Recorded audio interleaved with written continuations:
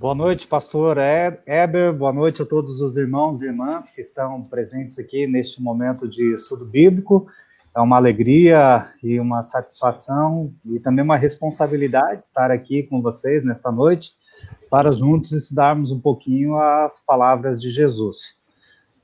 Quem sou eu?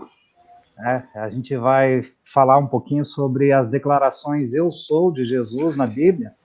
E é difícil nós compreendermos esse quem sou eu ou eu sou. É difícil falar, eu sou Joel Miller. Isso me define, o meu nome me define. Se falar, eu sou vice-presidente de ensino da IELB, isso é o meu cargo. Se falar, eu sou pastor da IELB, fala que essa é a minha vocação. São coisas difíceis de nós definirmos, ainda mais nesse período pandêmico, que a gente não tem certezas de muitas coisas, mas é certo o que Jesus nos diz, que passarão céus e terra, mas as minhas palavras não passarão. Então, é confiantes no amor de Deus por nós em Cristo Jesus que nós estamos aí seguindo em frente na nossa jornada. Como o pastor Éder me falou, o pastor Eber, que aqui eu tenho um colega de diretoria que é o Éder Piper Guns. Eu imaginei que isso ia acontecer, viu? O vice de expansão missionária, que é o pastor Eber Fá. Então, eu sou estou na vice-presidência de ensino da IELB. A nossa responsabilidade no departamento de ensino é coordenar os trabalhos do Seminário Concórdia, onde recentemente foi eleito um novo diretor, o professor Dr. Gerson Luiz Linden, para o ano de 2021 até 2024. Atualmente é o diretor Leonério Faller. A gente coordena, então, as atividades de ensino no seminário, também as atividades das escolas. Atualmente, a Associação Nacional de Escolas Luteranas tem 39 escolas associadas, e as escolas estão muito afetadas neste período de pandemia, especialmente nas grandes cidades ou nas cidades de pequeno a médio porte, onde temos as proibições da aula presencial, e as escolas estão bastante afetadas por isso. Também a gente coordena o trabalho de pós-graduação e do ensino continuado dos nossos pastores. Esse é o departamento de ensino que coordena, e a vice-presidência de ensino, então, é aquela pessoa, é o pastor eleito pela Convenção Nacional, que está na frente para executar as atividades do departamento de ensino.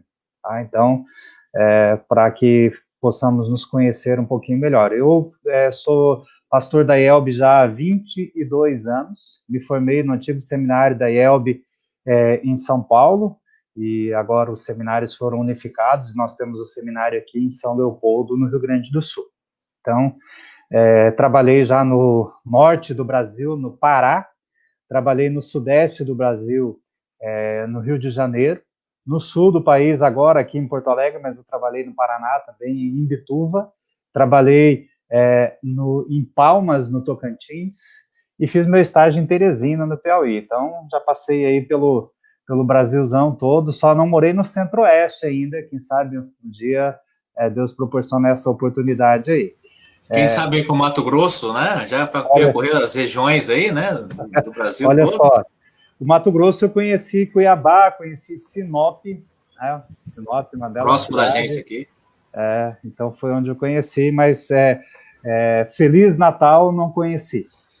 Quem sabe teremos aí ao longo da jornada aí, da caminhada aqui na direção nacional, a oportunidade de conhecer. Mas, pastor Eber, eu queria fazer, eu disse que é difícil a gente fazer a definição, né? Um diálogo com uma mulher, foi perguntado assim para ela: quem é você? Ela disse assim: eu sou esposa do prefeito. É o famoso, você sabe com quem está falando, né? Quem é você? Sou esposa do prefeito. Até brinquei assim: é difícil definir quem sou eu, né? Aí perguntei: quem é você? Foi dito à mulher: não com quem está casada. Quando ela disse sou esposa do prefeito, ela falou com quem ela é casada. A mulher diz: sou mãe de 4 filhos. Perguntei: quem é você? Não quantos filhos você tem. A mulher, então, responde: sou a professora da escola. A gente falou das escolas aí, né? Perguntei: quem é você?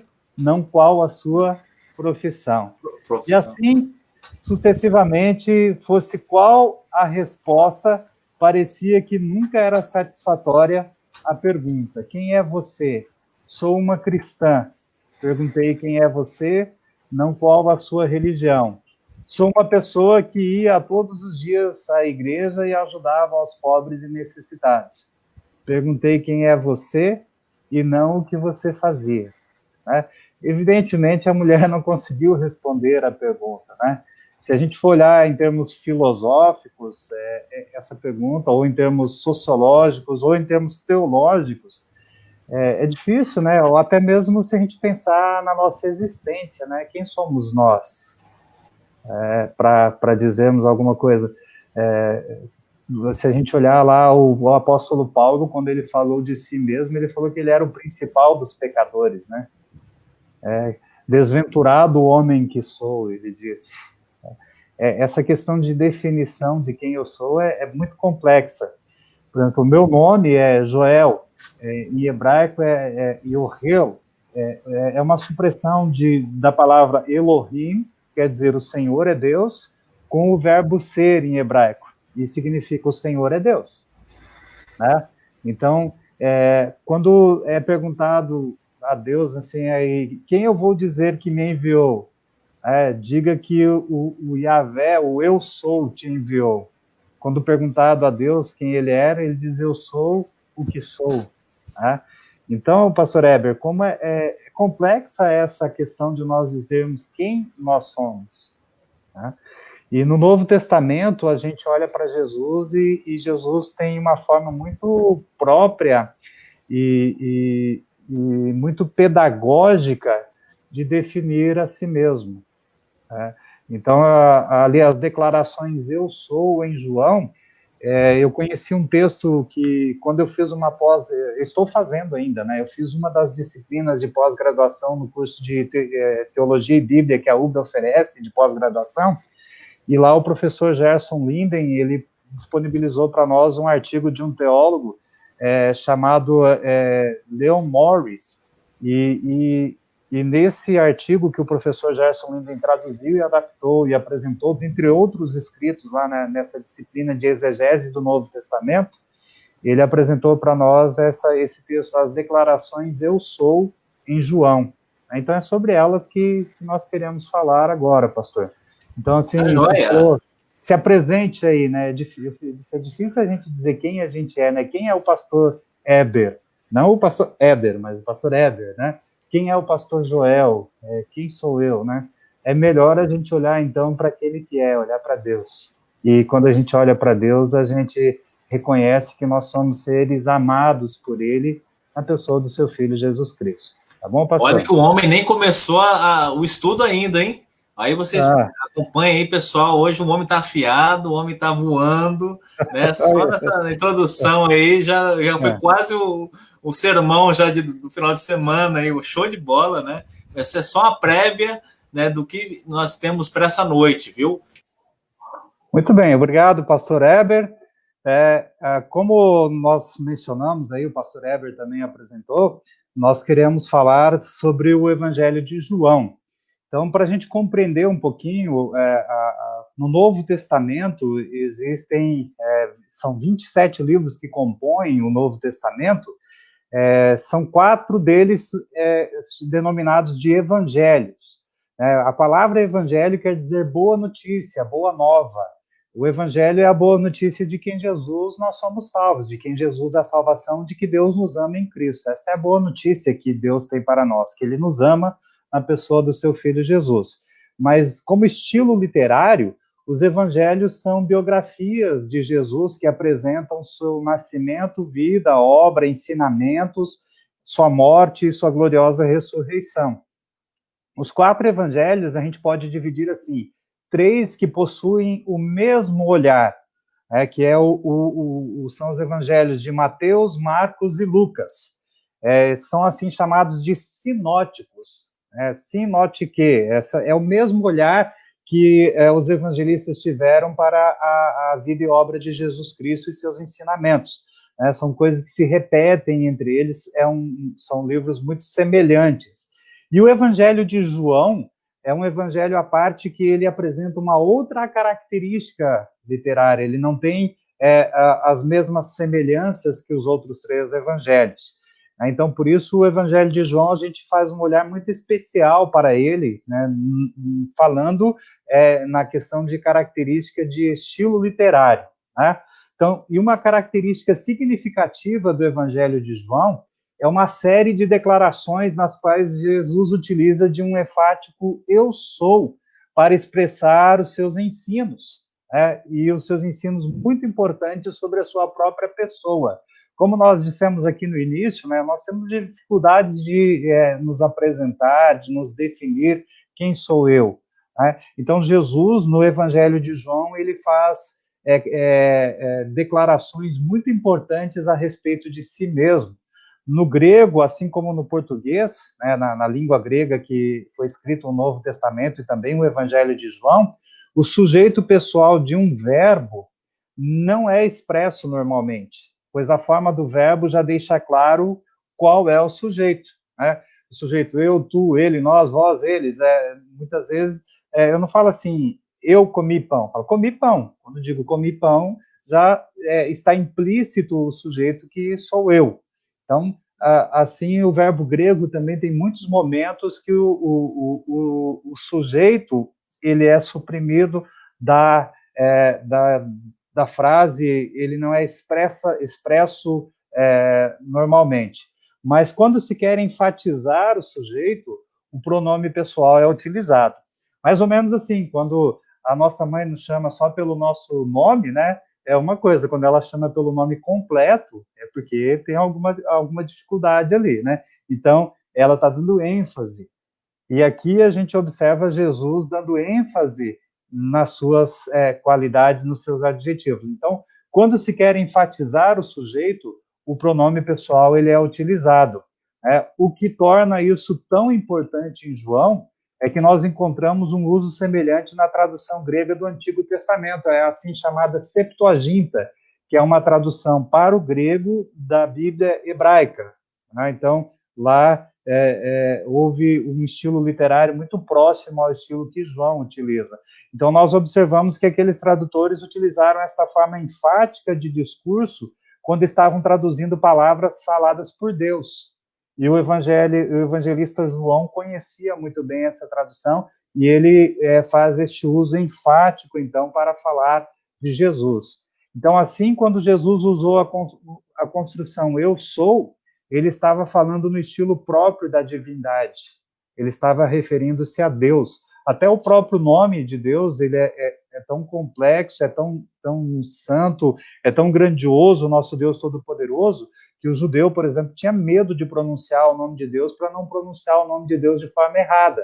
Temos até um mandamento de Deus lá, quando Deus revelou os seus mandamentos a Moisés, falando do bom uso do nome dele e nos proibindo de usar o nome dele em vão, de não tomar o seu santo nome em vão. Então, quando se utiliza essa expressão eu sou, João está falando da divindade de Jesus. O quanto disto foi percebido pelos seus ouvintes iniciais é um ponto difícil de afirmar, porque essa construção era algumas vezes utilizada na conversa humana do dia a dia, mas há concordância geral entre os estudiosos do evangelista João que este tipo de linguagem é um importante indicativo do que João está nos relatando acerca da pessoa de Jesus. Portanto, é muito importante esse estudo teológico destes termos no evangelista João. Então, esta construção é usada ocasionalmente nos outros evangelhos, apesar de que lhes faltam afirmações com predicativos tais como eu sou o pão da vida. Mateus, por exemplo, nos diz que Jesus citou as palavras de Deus, eu sou o Deus de Abraão. Está lá em Mateus 22, 32, citando o texto de Êxodo, capítulo 3, versículo 6. Este uso do Antigo Testamento nos mostra como a expressão era usada para uma fala divina. Mateus também usa essa expressão falando daqueles que afirmam eu sou o Cristo, em Mateus 24, 5. E na pergunta dos discípulos, sou eu, Mateus 26, 22 a 25.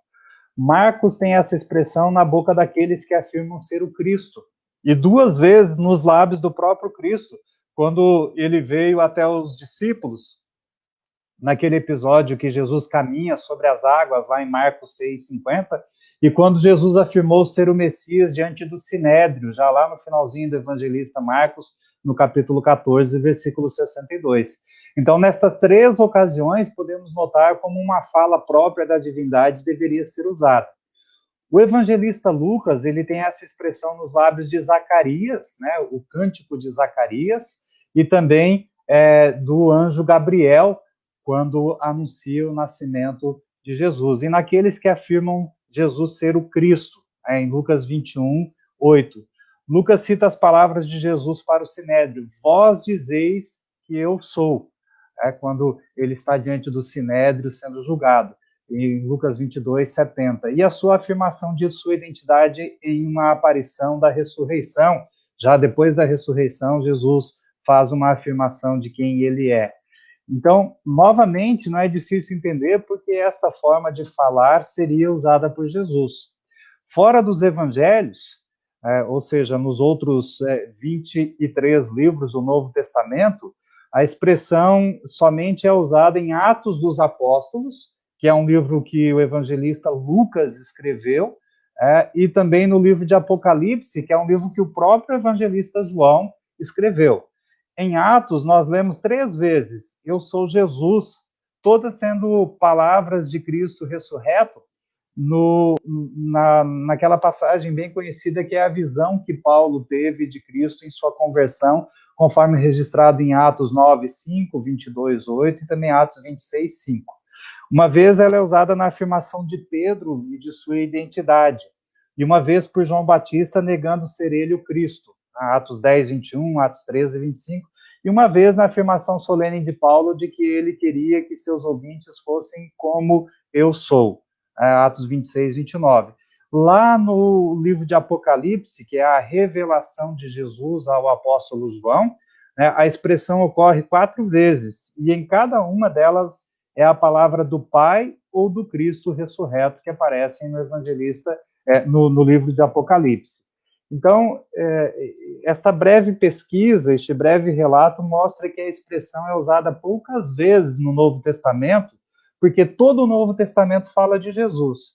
E a gente viu aqui rapidamente quais as passagens que são atribuídas na Bíblia a Jesus como eu sou. É palavra do Pai ou do Cristo ressurreto, então ela pode ser usada em referência à vida humana ordinária, mas este uso ele não é tão frequente na linguagem do Novo Testamento.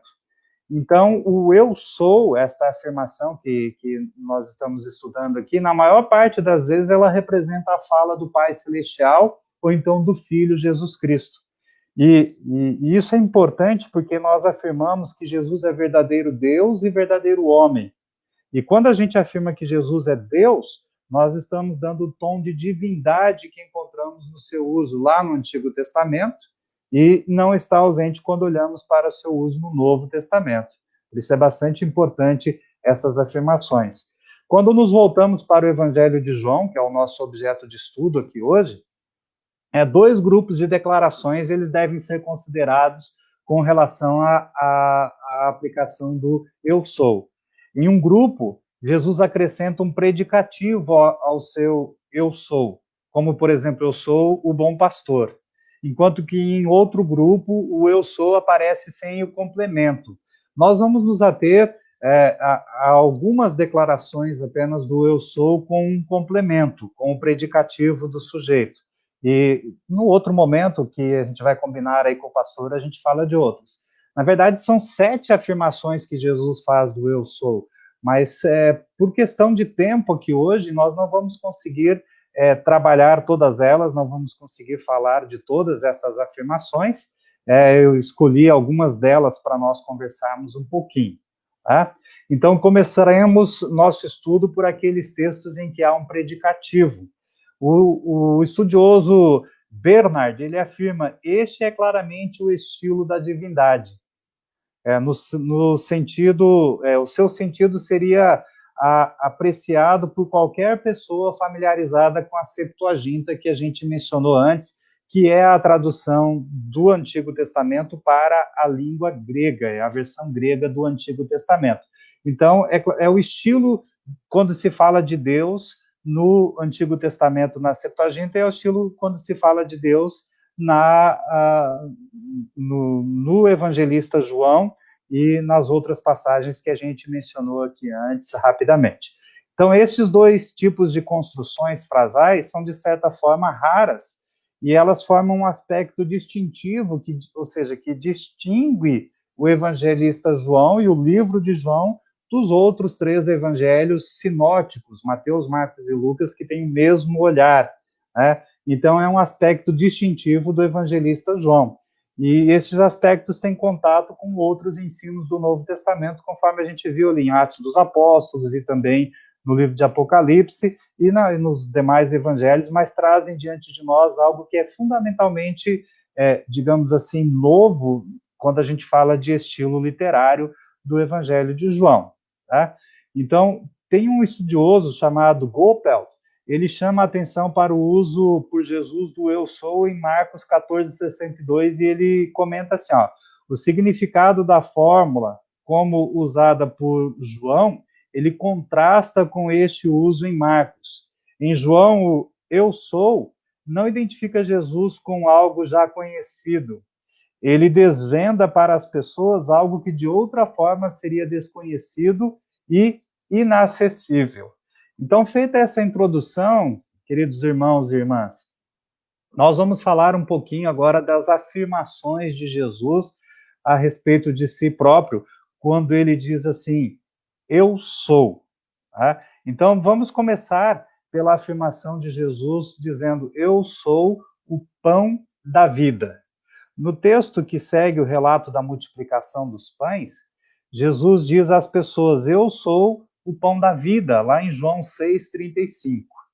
A afirmação de Jesus foi feita no contexto de uma pergunta feita pelas pessoas. Que sinal fazes para que vejamos e creiamos em ti? Então, Jesus, normalmente, ele era seguido por seus discípulos ou por multidões de pessoas, ou então por seus opositores. E os seus ensinamentos, os seus milagres, demonstravam quem ele era.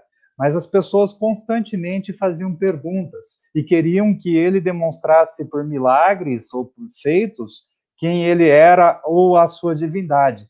E então Jesus faz uma afirmação de si nesse contexto de uma pergunta feita pelas pessoas. Lá em João 6, versículo 30. Que sinal fazes para que vejamos e creiamos em ti? Seguida de uma afirmação. Nossos pais comeram o maná no deserto. Como está escrito, deu-lhes a comer o pão do céu. Em João 6:31. Então, Jesus apontou para 2 erros. Esse episódio nos é conhecido, né, quando o povo estava no deserto, na caminhada para a Terra Prometida, após o Êxodo, após a saída de 430 anos como escravos lá no Egito. Deus chama Moisés, o seu servo, e Moisés, então, fala com Faraó, aí tem o episódio das 10 pragas, tem a travessia do Mar Vermelho, e acontece, então, que o povo está diante do deserto agora, e de dia vem uma nuvem que dá sombra para eles, à noite vem uma coluna de fogo, e Deus manda codornizes, e Deus manda o maná, que é uma espécie de pão que descia do céu para eles comerem lá no deserto para não morrerem de fome. Então, eles fazem a pergunta, nossos pais comeram maná no deserto, como está escrito, deu-lhes a comer o pão do céu. Mas eles estão fazendo referência a Moisés, e Jesus apontou para estes erros. Não foi Moisés que deu o pão do céu, mas Deus quem deu. E, além disso, Deus não apenas deu o pão do céu, mas Deus dá o verdadeiro pão do céu. Aí, então, a gente começa a compreender essas afirmações de Jesus, dizendo eu sou, né, no escrito do Evangelho de João. E Jesus completa, então, porque o pão de Deus é o que desce do céu e dá vida ao mundo. Poderia ser traduzido aqui também, aquele que desce do céu e dá vida ao mundo, em João 6:33. Portanto, nós temos ali no Evangelho de João, no capítulo 6, essa afirmação, eu sou o pão do céu. né? Então, as pessoas expressaram desejo de ter este pão, e Jesus lhes diz que ele é o pão da vida. E é interessante, né? Esta afirmação, eu sou, Jesus acrescenta, o que vem a mim jamais terá fome, e o que crê em mim jamais terá sede. Quão bom seria se não tivéssemos mais fome e sede, se não precisássemos mais de nos alimentar e saciar a nossa sede. Então, no milagre da alimentação da multidão, Jesus deixou claro que ele pode suprir as necessidades físicas das pessoas de forma milagrosa, e no discurso que nós estamos analisando aqui, João mostra que Jesus fez mais do que isso, de forma mais profunda. As pessoas têm uma fome espiritual intensa, e João está deixando claro que Jesus satisfaz aquela fome, e além disso, que esta fome pode ser satisfeita somente por ele.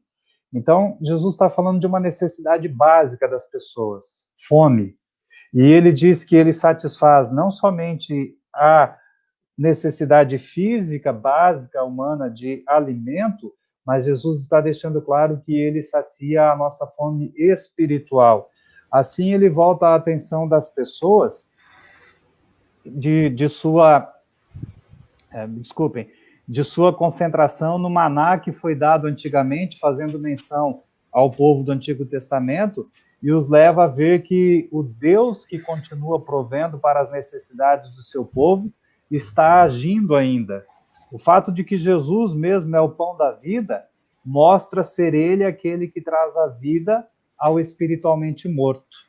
Então, aqui a gente tem que pensar um pouquinho, assim como temos as nossas necessidades físicas de alimento e água, por exemplo, Jesus está nos mostrando que nós temos também necessidades espirituais, e ele veio para saciar a fome daquele que está espiritualmente morto. Então, como eu disse no início ali, que o pastor Heber até brincou, né, que o homem está afiado, é difícil a gente definir quem a gente é. Então, uma primeira definição de nossa pessoa é dizer que nós somos, por nós mesmos, espiritualmente mortos. E é preciso, então, que Jesus, o pão da vida, venha até nós, para que nós, conforme ele disse lá para Nicodemos, né, quem não nascer da água e do Espírito, ou seja, quem não nascer de novo, né, não pode entrar no reino de Deus. Então, a gente tem que considerar a nossa vida espiritual como morta por nós mesmos, e Jesus vem saciar a nossa sede espiritual também. Então, esse artigo definido antes de pão, o pão e não um pão, ou simplesmente pão, é talvez inesperado, né? Porque os ouvintes de Jesus não estavam habituados a esses substantivos no predicativo de uma frase, normalmente não são acompanhados de artigo no estilo literário do Novo Testamento. Mas este caso é importante, pois sem o artigo antes de pão, alguém poderia entender que haveria... Poderia ser um pão, né? Dentre tantos outros, né? Alguém poderia entender que haveria outros que poderiam reivindicar serem pão da vida, né, pastor Hélio? Sim. E ainda mais hoje em dia, né, que a gente vive num mundo pluralista, né? É muito bom essa ênfase, acho muito bom você ter tocado nesse assunto, né, desse artigo. Acho que talvez a gente poderia colocar esse O até maiúsculo ali também, para dar uma ênfase mesmo, que o pão da vida, ou seja, não tem margem para outro, né? E não tem relativismo espiritual. Jesus, ele não foi relativista, ele falou, eu sou o pão, né, o único pão, e fiquem tranquilos, vocês podem estar na pandemia agora, eu vou providenciar para vocês o necessário para o corpo, mas especialmente para o espírito, né? Deus está na frente, Deus está cuidando da nossa vida, né? Só que fazendo uma breve aplicaçãozinha aí, né? Mostrando que Deus, ele cuida de nós como nós somos multifacetados, né? E Deus definitivamente, e ele define nesse artigo aí, ele é também multifacetado no sentido de nos amar por completo, como um todo, né? É interessante, né, pastor, que houve uma correria muito desenfreada nesse período de pandemia das pessoas, porque o desemprego começou a bater na porta, né? Desespero, né? E nós já tínhamos um alto índice de desemprego e emprego informal no nosso país antes da pandemia. E com a pandemia, então, o desemprego foi muito acima, e também o emprego informal, né, as ocupações informais, elas acabaram sendo muito prejudicadas, né? Porque elas tiveram que se reinventar, né? Algumas profissões que já nem existe mais, né? Essas profissões ficaram muito fragilizadas com a pandemia, então houve uma correria desenfreada aí por auxílio emergencial, por auxílio governamental, e uma corrida também por pão. Muitas organizações, muitas igrejas, muitas pessoas começaram a fazer doações de cestas básicas, e o governo começou a dar auxílio para que a pessoa pudesse ter o pão dentro de casa, né? E aqui Jesus está demonstrando que essa necessidade básica de sobrevivência do ser humano, ela precisa ser olhada também pelo olhar espiritual, que ele está dizendo aqui, que ele é o pão vivo que desceu do céu, né? Então, é um pão da vida, e ele é o pão. Então, quando o pastor mencionou aí esse artigo, significa que Jesus, e somente Jesus, é o pão da vida. E a gente vê hoje em dia as pessoas apresentando tantas alternativas para saciar a fome do povo, né? Ideologias, enfim, pessoas que até colocam assim questões políticas, questões partidárias, ou colocam questões de economia, ou pessoas acima, né, de Deus, ou coloca essas coisas como Deus em seu lugar, em lugar de Deus. E então a gente pode observar Jesus sendo enfático, né? Nós devemos ter em mente que para os antigos o pão era o elemento principal em uma dieta normal. Na comida deles, né? Hoje em dia, qual que seria o nosso alimento principal? Não sei qual que é o alimento principal aí no Mato Grosso, aí em Feliz Natal. Aqui é carne, é costela. Costela? Costela. Aqui no Rio Grande do Sul, a fama do churrasco também é grande, né? Arroz com pequi também. Arroz com pequi lá em Goiás, né? Isso aí lá no Tocantins tinha muito. Lá em Teresina, que eu fiz meu estágio, eu falei da minha sogra ali antes, né? Lá tem uma comida chamada Maria Isabel, que é um prato típico de lá, que é um arroz com carne. Mas lá o que eu aprendi a apreciar foi o cuscuz, que é uma massa de milho. Nordestino, né? Bem nordestino. Bem nordestino ali. No Pará, quando eu morei no Pará, lá tinha muito alimento que era alimento característico de lá, mas especialmente o açaí com peixe, né? Lá tem o tacacá, o vatapá, a maniçoba, enfim, olha, o Brasil tem uma diversidade de alimentos muito grande, né? No Rio de Janeiro é característico a feijoada, no Sul o churrasco, enfim, na Bahia o acarajé. Vatapá. Mas no dia a dia, eu acredito que o prato básico do brasileiro, o alimento básico do brasileiro, seria o arroz com feijão, né? De todo dia, né? Se tivesse na cultura judaica, né? Se Jesus fosse brasileiro, talvez ele falaria: eu sou o arroz e feijão, né? Talvez, né? Não sei. Mas então ele coloca ali que ele é o pão da vida, porque ele está falando numa linguagem acessível aos seus ouvintes. Né? Para aquele ouvinte, o pão era um alimento essencial, era o alimento principal da dieta deles. Até esses dias eu assisti uma reportagem aí na TV que estava falando do pão e do trigo produzido lá na região bíblica e de como o pão é importante para aquela região. Cultura naquela região. E a variedade de pães que tem lá. É impressionante a gente dar uma olhada nisso, né?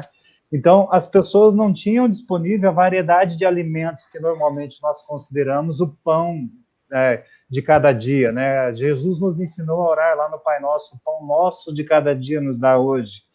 Qual que é o pão nosso? De novo, Jesus aproxima o seu discurso da linguagem das pessoas, né? Seu irmão aí, o Paulo Sérgio Miller, ele fala que em Maringá é o cachorrão. Tem o hot dog, eu acredito. As barraquinhas lá de lanche, os trailers, e tem uns mais sofisticados lá também, que é o tal do cachorrão, e não é aquele pão com salsicha somente não, né? Um hot dog bem caprichado lá, com purê São Paulo de batata. É o pão na chapa, né? Com purê de batata. Em São Paulo, o pão na chapa, ou então o pão com mortadela. Aqui no Sul é o X. Sabe que eu estou aqui já há 2 anos, eu nunca comi um X aqui. Mas o pessoal fala bastante. Então, o pão podia significar também, pastor, para eles lá, a prosperidade. Né? E quando Jesus fala que ele é o pão, ele está falando também que a falta do pão significava a adversidade. E isso tem, né? Isso tem muito a ver também com a nossa vida hoje. Muitas e muitas pessoas morrem de fome. Aí Jesus está dizendo, assim como sem o pão diário, sem o alimento para a vida diária, nós vamos morrer, ele está fazendo uma menção espiritual aqui. Sem ele, nós somos espiritualmente mortos. Sem ele, tem dificuldade na nossa vida. Então, quando ele diz, eu sou o pão vivo que desceu do céu, ele está falando de uma forma muito profunda, que nós precisamos dele na vida espiritual. Então, falta de pão... O pastor Wallace falou, né? O pastor Wallace Guarapari, né? O melhor pão, só Jesus, né? Esse é o melhor trigo que tem, né? Exatamente, porque ele é o pão vivo que desceu do céu, né?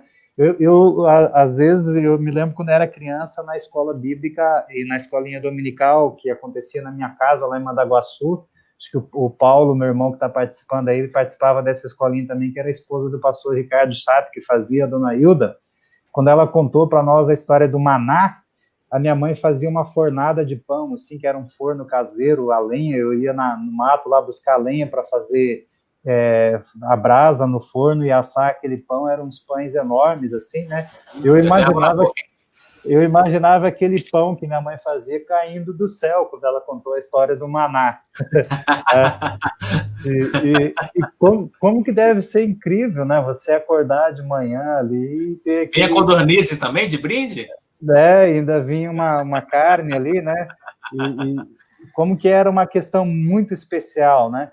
E quando Jesus está falando isso, é porque as pessoas conheciam e elas vivenciavam, elas esperavam isso vir, né? Hoje em dia, a gente observa assim, isso vinha do céu, né? Era uma ocasião muito especial ali, a gente tem que lutar pelo pão de cada dia, e nós temos que pedir a Deus pelo pão de cada dia também, né? O Mano lembra, o irmão Paulo Sérgio falou que lembra muito, né? Lembra da situação. Da dona Hilda lá, e também da minha mãe fazendo pão. A gente tinha que ajudar a cilindrar o pão, pastor Heber, e enquanto o pão não fizesse aquela... Isso marca muito, né? Ainda mais se pegar literalmente na massa, né? Mão na massa. Isso, enquanto a massa não soltava aquela bolha, assim, a gente não podia parar de cilindrar, né? E quando a dona Hilda, então, nos narrou lá a história, quando eu conheci a história, minha mãe também tinha um livrinho de histórias bíblicas lá, que a gente lia naquele livro.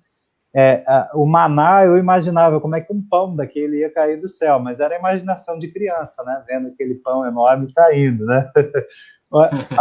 Hoje a gente tem que lutar pelo pão de cada dia. Está cada vez mais difícil a gente conquistar o pão de cada dia. A gente falou da crise, do desemprego e tudo mais, né? Assim também no mundo espiritual. Está muito difícil as pessoas... Aí no mundo espiritual, não porque Jesus ele está faltando por si só, porque as pessoas não estão o buscando, né? Ou então não estão deixando que ele seja o pão da sua vida, né? E estão apresentando um pão mofo, um pão xoxo. Um pão mofado, exato. Ou então estão apresentando um outro alimento aí que parece pão, mas fake. Não é, né? É um fake pão aí, né? Tem bolo fake, né? Tem pão fake também. Tem essa questão aí também. Então a gente tem que cuidar para saber que tipo de pão que nós estamos buscando aí no mundo espiritual. Então, ao se referir ao pão da vida, Jesus não está falando de algo para a vida eterna. Então, essa declaração, né, é repetida algumas vezes com algumas variações, né? Eu sou o pão que desceu do céu, eu sou o pão que desceu, eu sou o pão vivo que desceu do céu, né? E com uma simplicidade impressionante, né? Jesus diz lá em João 6,48, eu sou o pão da vida, né? Então, é muito importante nós termos em mente que Jesus, ele também vem saciar a nossa fome espiritual. E olha só que testemunho bacana, pastor Joel. A gente, na semana passada, estava orando por uma situação específica, né, da mãe e do irmão de uma congregada nossa, do Mato Grosso do Sul, que pegou Covid, né? A senhora Hortência, de 91 anos, 92 anos, né? Inclusive a dona Cleusa está dizendo aqui, ó, quero dar um testemunho e agradecer pela vida do meu irmão com 60 anos, de uma mãe de 92 anos, que venceram o Covid, já estão em alta, estão se recuperando, e agradece a Deus pelas orações, né? E ela continua dizendo aqui, meu irmão com 60 anos teve o pulmão bem comprometido, está se recuperando com a graça de Deus, né? E minha mãe com 92 anos também se recupera bem. Glória a Deus. Isso mostra o cuidado de Deus, né? O pão da vida, né? Deus cuida também, física e espiritualmente, como o senhor está falando aí agora, né? Exatamente. Pastor, tem outra declaração de Jesus que ele fala, eu sou a luz do mundo. Então tá. Eu não vou entrar em detalhes aqui agora, mas lembrar, quando ele fala de novo, que ele deixa muito bem definido, eu sou a luz do mundo. Num outro momento, Jesus fala assim, eu sou a porta. A questão dele se identificar, né, como algo que é bem utilizado no dia a dia das pessoas, né, a luz, a porta, e depois uma outra declaração de Jesus, eu sou o bom pastor. E aqui eu quero dar uma ênfase, o senhor é pastor aí em Feliz Natal, no Mato Grosso, eu sou pastor aqui em Porto Alegre, e a gente verifica assim como está difícil a gente se identificar como pastor hoje em dia, especialmente diante do que está acontecendo na mídia aí ultimamente, né? No nosso Concílio Nacional de Pastores, que está acontecendo de forma online, que o pastor mencionou anteriormente aí, a gente está trabalhando sobre o ministério pastoral, né? E esses dias teve um pastor que foi preso, né? Teve um padre que está recebendo acusações seríssimas aí de desvio de dinheiro e desvio de conduta. Há pouco tempo teve uma pessoa de uma outra religião ali que foi preso porque era um charlatão que estava enganando as mulheres que estavam lá. Então, nessa pluralidade religiosa que o senhor mencionou, a gente se identificar como pastor hoje em dia, tem pessoas que ficam assim bastante desconfiadas. Eu me lembro quando eu fui para o seminário, eu fui falar com o sargento que estava cuidando, que eu estava servindo o exército lá em Maringá, eu tinha recém começado, ia ter que cortar o cabelo e receber a farda no dia que eu fui dispensado, né? E daí eu fui falar com o sargento Machado, na época que eu ia para o seminário para ser pastor, ele falou assim, você quer ficar rico? E a ideia errada que as pessoas têm do ministério e a ideia errada que as pessoas têm de pastor, né? Eu não sei se o pastor Heber está me ouvindo aí, ficou mudo aqui de repente, não sei se ele... Eu estou ouvindo, estou ouvindo. Estou quietinho aqui, só te observando. Então, a gente no concílio pastoral, aí estamos conversando com os pastores sobre chamado pastoral, sobre ordenação, sobre a doutrina do ministério. E a gente vê numa declaração de Jesus falando que ele é o bom pastor. Tá? E a gente não compreende direito, talvez, aqui numa grande cidade como Porto Alegre, as pessoas ainda têm um pouquinho de conceito pastoril, de conhecer ovelha, de conhecer gado, porque faz parte da cultura gaúcha isso, né? Os pampas gaúchos. Aí no Mato Grosso, talvez também tem bastante gado, e as pessoas conheçam a figura do vaqueiro, do pastor, esse contexto pastoril. Os ouvintes de Jesus eram habituados a essa linguagem. Então, quando Jesus se apresenta ali como bom pastor, visto que a palavra grega é traduzida por bom, ela expressa uma noção de beleza, assim como de bondade, alguns sugerem que deveria se traduzir por belo. Já pensou? Jesus fala assim, eu sou o belo pastor. Tem pastor que não se acha tão bonito assim, né? Que a autoestima deles não está tão boa assim, né? Eu, pelo menos, estou contente com a minha aparência, mas não é disso que Jesus está falando. Jesus está falando de algo bem mais profundo. É claro, ele é Deus, né? Naturalmente, a gente, então, olhar para pastor hoje em dia traz uma questão negativa que as pessoas têm de igreja. E nós, como cristãos, e nós, como pastores comprometidos com a palavra de Deus, nós temos que ser espelhos do amor de Deus em nós, na pessoa do seu Filho Jesus. Então, nós temos que representar bem Jesus como embaixadores dele. Então, qualquer que seja o caso que se apresente de forma negativa, a gente não pode ficar se espelhando nessas questões negativas, né? Então, Jesus é o bom e belo pastor, assim como moralmente o bom pastor. Se nós, seres humanos, falhamos na nossa vida como ministros e como servos de Deus, a gente tem que olhar que o que faz Jesus ser o bom pastor não é a condição humana dele, mas é a condição divina. Então, assim, o que dá legitimidade e validade para o nosso ministério hoje é o que Jesus nos deu como exemplo de pastor que dá a vida pelas suas ovelhas.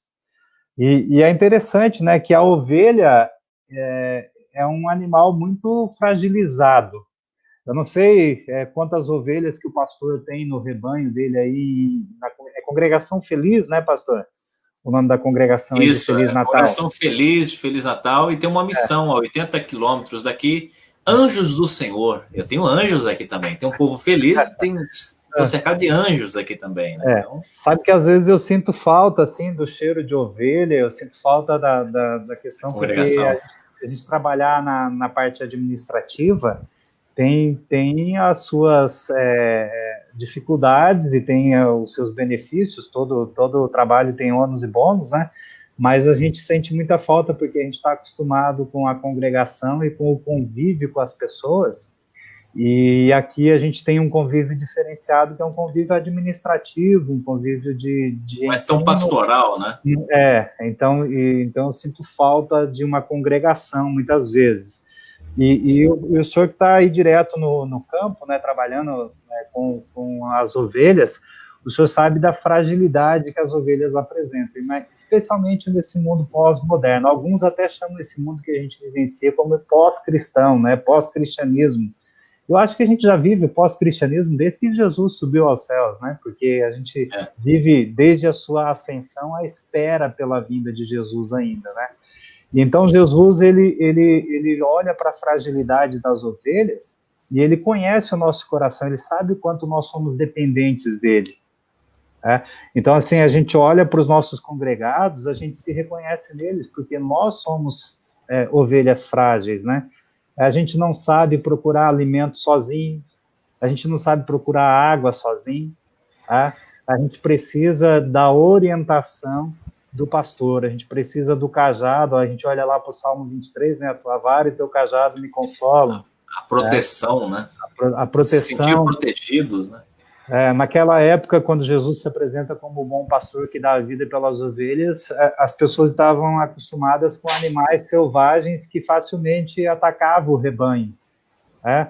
Hoje, a gente convive num contexto diferente, quem cuida de ovelha, quem cuida de gado, quem cuida de rebanho, precisa de ter bom pasto, precisa de cuidar para que pragas não invadam o pasto, precisa de vacinar o gado, a ovelha, são outras pragas, né, outros animais selvagens que atacam hoje em dia, né?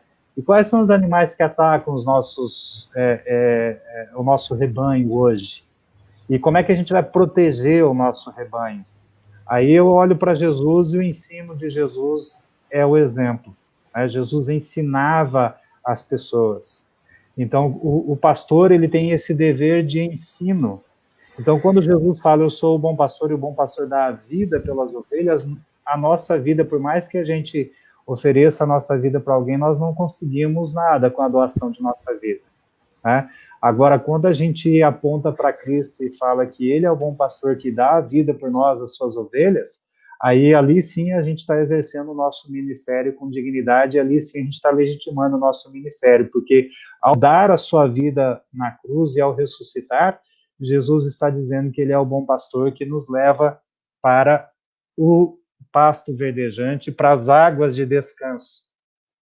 E não são as coisas aqui dessa vida, né? São as coisas lá da eternidade, na nova Jerusalém, no novo céu e na nova terra, que é a igreja cristã que Jesus conquistou com sua morte e sua ressurreição. Pastor, como eu disse, são várias as afirmações, eu não sei como é que a gente está de tempo aí, para mim aqui, Aqui já deu 1 hora, né? Nós estamos aí a 1 hora praticamente 1 hora, um pouquinho menos de 1 hora, mas vamos arredondar para 1 hora, né? E vamos lançar um desafio, então, pastor. Eu sei que você tá na correria aí, questão do concílio, como nós falamos, né? Tem bastante atividade. Vamos marcar um segundo tempo aí? Será possível? É possível, porque, como eu disse, são 7 afirmações, a gente foi 2 até agora. Foi 2, a gente estava prevendo aí umas 3, 4, né? Eu ainda e o papo tá tão gostoso falar... que é muita coisa para falar, né? Ainda assim, rapidamente, então, aqui falar assim, de outra afirmação que Jesus diz de si, quando ele diz assim, eu sou o caminho, a verdade e a vida. Isso, então vamos fazer o seguinte, vamos fechar o caminho, a verdade, a vida, e depois na próxima a gente faz o restante. Pode ser? Não, eu ia propor para a gente ficar com essa afirmação para a gente iniciar na próxima, né? Mas eu queria só rapidamente dizer assim, hoje em dia é muito fácil a gente procurar por atalhos, né? É muito fácil a gente... Teu irmão aí te crocodilando aí, você fala muito, hein? Não, é porque o seu assunto é bastante vasto, né? É bastante teológico, é bastante proveitoso aí também, né? Então a gente acaba... o tempo é tão curto, 1 hora hoje em dia não vale nada, né? Impressionante. Passa muito rápido. O senhor tinha me dado 50 minutos, eu falei, eu acho que já passou. Por isso que eu disse que eu não ia ter tempo de falar das 7 afirmações do eu sou, né? Mas vamos lá no caminho, a verdade e a vida, depois a gente vê a próxima. Tá bom? Então tá legal. Vamos finalizar aqui. Quando Jesus diz assim que eu sou o caminho, eu sou a verdade, eu sou a vida, né? Ele está ali afirmando que ele não é um atalho, né? Que ele não é mais uma filosofia, que ele é mais um ensinamento, mas ele está afirmando que ele é o caminho. E é interessante a gente observar que os primeiros cristãos, eles foram chamados, não sei se o pastor lembra como é que os primeiros cristãos foram chamados. Os do caminho, né? Eram chamados de os seguidores do caminho. Tá? É interessante... Passei no catecismo. Os primeiros cristãos foram chamados de seguidores do caminho, porque Jesus é o caminho que leva para a casa do Pai. E a gente observa hoje em dia, né, o que é verdade. As pessoas afirmam assim que a gente vivencia um mundo da pós-verdade. E são tantas filosofias, tantos ensinamentos que são apresentados hoje em dia, que o cristianismo acabou sendo mais um caminho, mais uma filosofia, mais um ensinamento. E Jesus, ele está deixando bem claro que a gente tem que cuidar com isso. Tá? Ele afirma que ele é a verdade, que ele é a vida, ele é o caminho. E aqui tem conexão com outra afirmação que Jesus faz, né, quando ele diz que eu sou a ressurreição. E quando ele diz que eu sou o caminho, a verdade e a vida, ele está apresentando para nós que essa vida, ela é tanto aqui nessa terra, mas especialmente lá nos céus. E aqui, pastor, eu acho que a gente pode conversar um pouquinho, a sua percepção pastoral aí, como é que as pessoas querem viver o paraíso aqui na terra, né? Nas grandes cidades, a gente observa tudo ao mesmo tempo agora. E tem pessoas que querem fazer da vida cristã um céu antecipado aqui, né?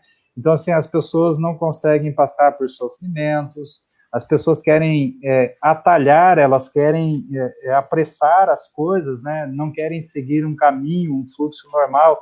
Daí, assim, querem fazer das crianças um mini adulto, querem antecipar a adolescência, antecipar a juventude.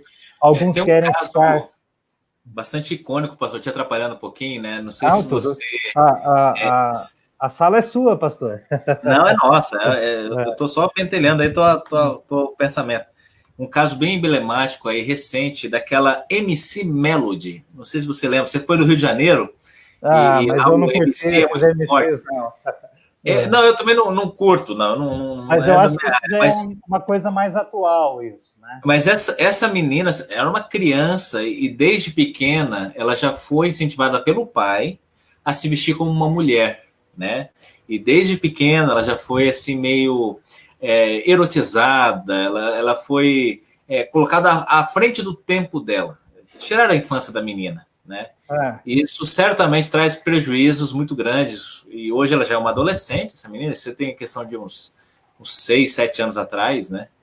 E certamente essa menina, agora moça, adolescente, né?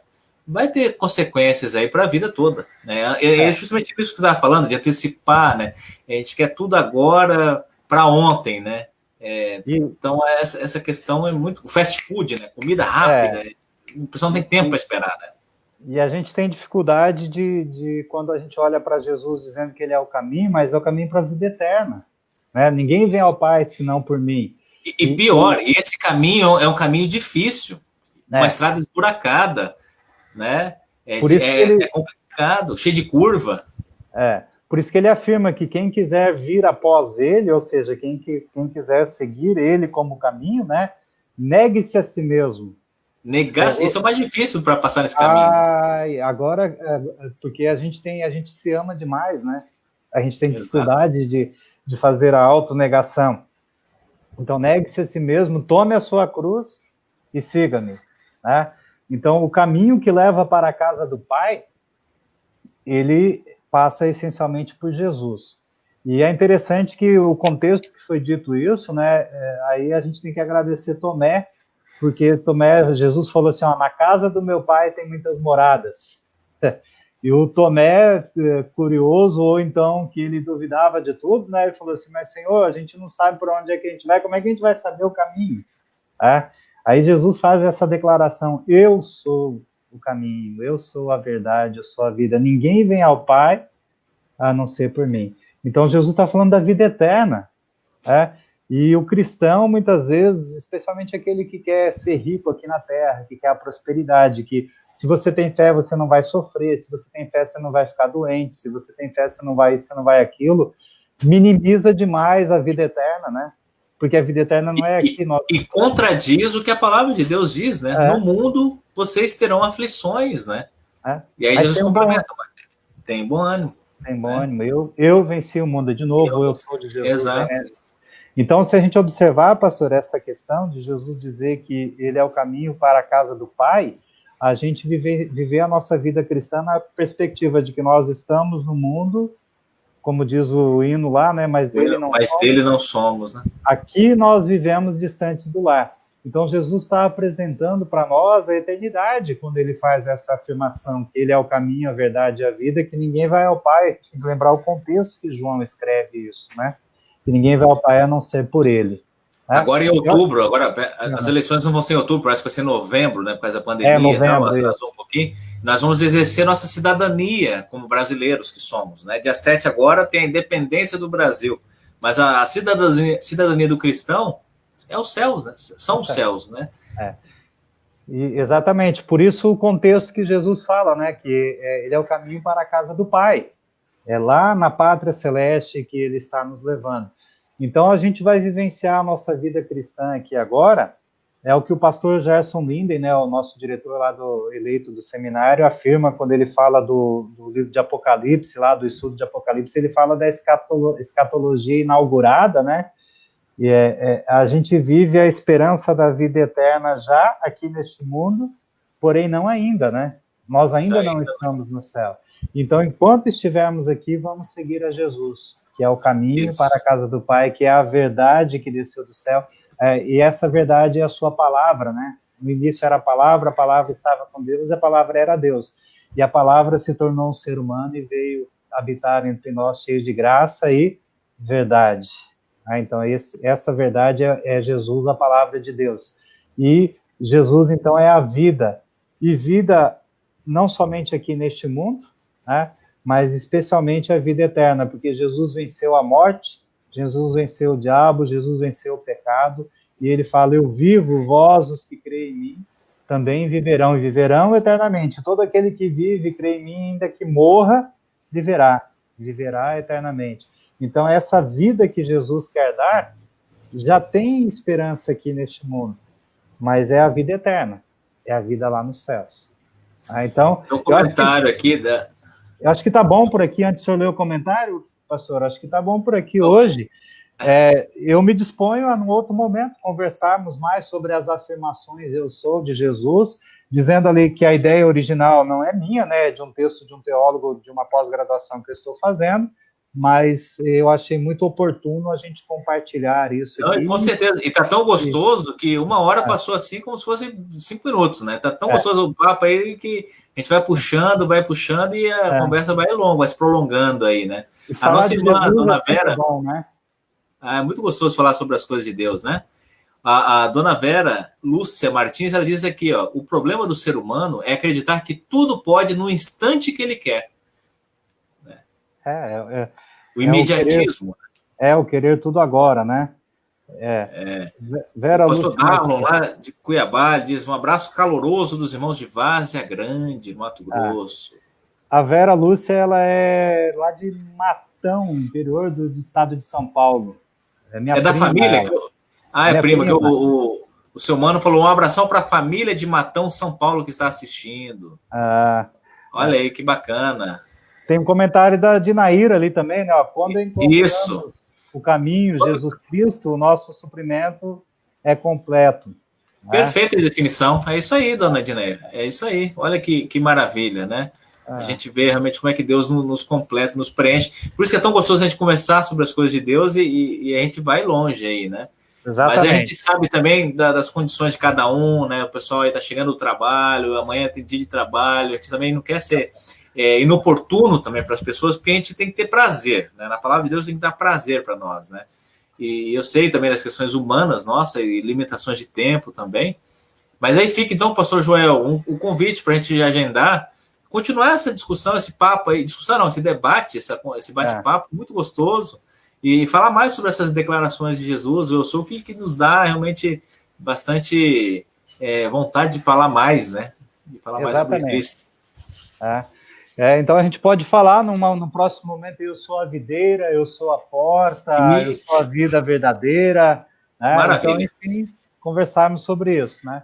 Então, eu agradeço aí a oportunidade de estar participando aí desse estudo bíblico aqui na Congregação Feliz. Pastor Joel, faz uma oração para nós, para a gente encerrar esse momento? Pode ser? Bondoso Deus, Pai, Filho e Espírito Santo, nós te agradecemos pela oportunidade que tivemos de estarmos aqui juntos com estes irmãos na fé em Cristo Jesus. Te louvamos porque na tua palavra nós sabemos quem o Senhor é. O Senhor é um Deus de amor, um Deus que cuida das nossas necessidades físicas, materiais, das nossas necessidades emocionais, afetivas, das nossas necessidades aqui neste mundo, mas especialmente o Senhor é um Deus que nos conduz à vida eterna. O Senhor nos apresenta no teu Filho, Jesus Cristo, a salvação. O Senhor nos apresenta na pessoa do Filho o caminho para a eternidade. Por isso nós pedimos, Senhor Deus, que o Senhor nos abençoe na fé salvadora, que nós possamos mais e melhor sabermos quem o Senhor é, o Deus de amor, o Deus que perdoa, o Deus que restaura, o Deus que sara todas as feridas e as enfermidades. Neste mundo que está passando por tantas tribulações, por tantas dificuldades, neste mundo que apresenta tantas alternativas, tantos desvios, tantos atalhos, tantas mentiras, neste mundo onde as pessoas estão cada vez mais egoístas e longe do teu amor, nós pedimos, Senhor Deus, tenha misericórdia de nós e cuida de nós. Dá-nos o pão vivo que desceu do céu, que é Jesus, para que possamos levá-lo, para que outros saciem a sua fome espiritual e outros o conheçam como o único caminho para a casa do Pai. Senhor Deus, pedimos pelas pessoas que estão aí vítimas desta pandemia, pelas pessoas que estão sofrendo a doença, pelas pessoas que estão sofrendo com a partida dos entes queridos, que estão enlutadas, pelas pessoas que estão desempregadas, passando por dificuldades materiais, por dificuldades psicológicas, por dificuldades afetivas, que o teu amor e a tua misericórdia seja com eles, e que o Senhor nos use como cristãos para levarmos o consolo que somente a tua palavra pode dar.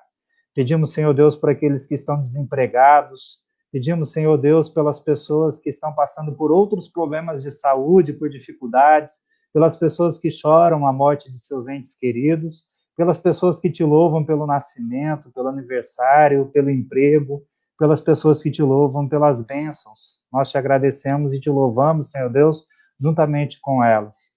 Pedimos que abençoe o pastor Heber Fá e a congregação feliz da cidade de Feliz Natal, que abençoe todos os ouvintes deste estudo bíblico, cada pessoa que deixou o seu recado aqui, abençoe as nossas famílias e que nós possamos mais e melhor conhecer o bom pastor que por nós dá a sua vida e dá vida plena, vida em abundância, que é Jesus Cristo, o Senhor de nossas vidas. Pedimos, Senhor Deus, louvamos e agradecemos em nome do Eu Sou, de Jesus, o Deus conosco, o Emanuel, o caminho para o céu. Amém. A todos vocês, muito obrigado pela sua presença, obrigadão mesmo pela sua companhia, seja sempre muito bem-vindo para estar conosco em nossas programações aqui, nossos estudos bíblicos, todas as quintas-feiras, às 19h30. Eu sou o pastor Heber Fá, da congregação Feliz de Feliz Natal. Obrigado pela sua presença, fica com Deus, uma boa noite e até a próxima. Tchau, tchau.